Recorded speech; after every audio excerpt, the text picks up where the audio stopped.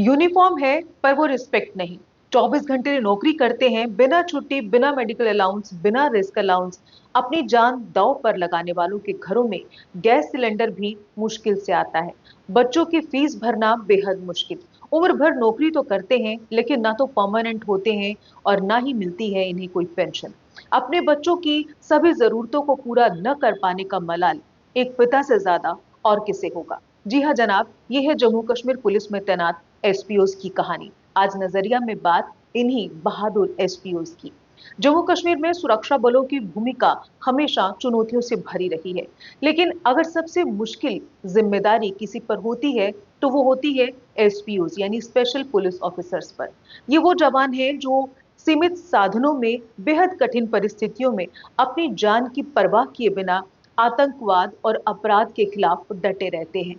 ये जवान आतंकवाद प्रभावित इलाकों में पुलिस की रीढ़ की हड्डी माने जाते हैं।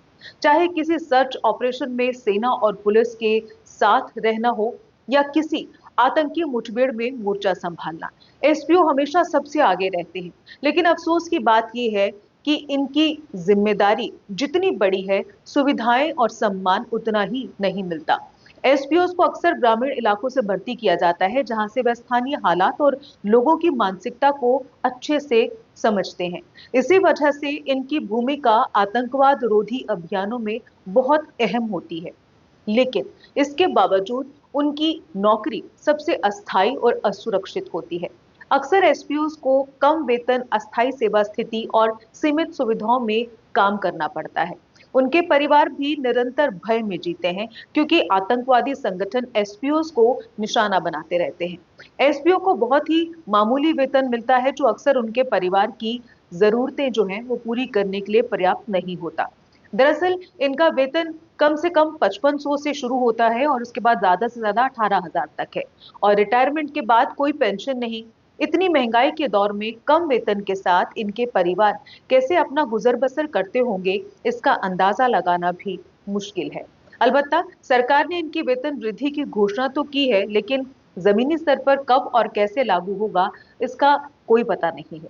इसके बावजूद वे ड्यूटी पर 24 घंटे तैयार रहते हैं।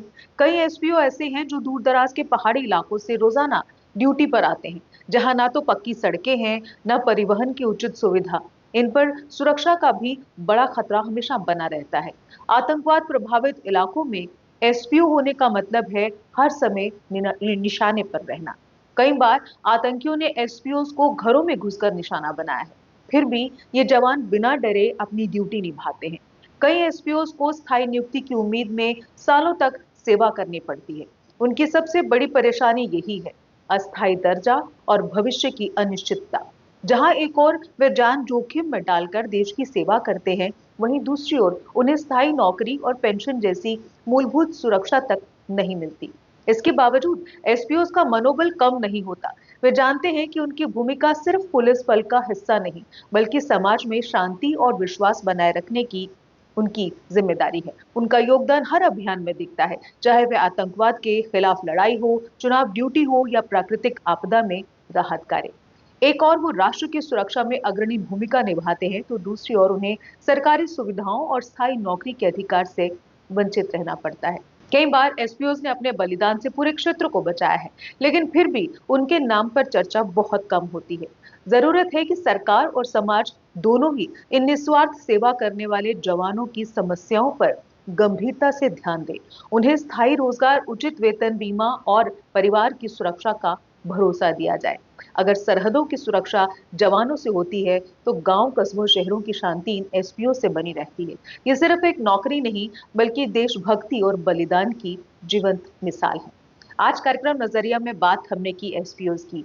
कल फिर से एक नए विषय के साथ हाजिर होंगे, लेकिन उसके बावजूद आप कमेंट सेक्शन में हमें जरूर बताएं कि हमारे ये विषय आपको कैसे लग रहे हैं और किन विषयों को आप चाहते हैं कि हम अपने इस कार्यक्रम में लें, उसके बारे में भी हमें जरूर बताएं। आप देखते रहें जेके अपडेट। मुझे दीजिए इजाजत। नमस्कार।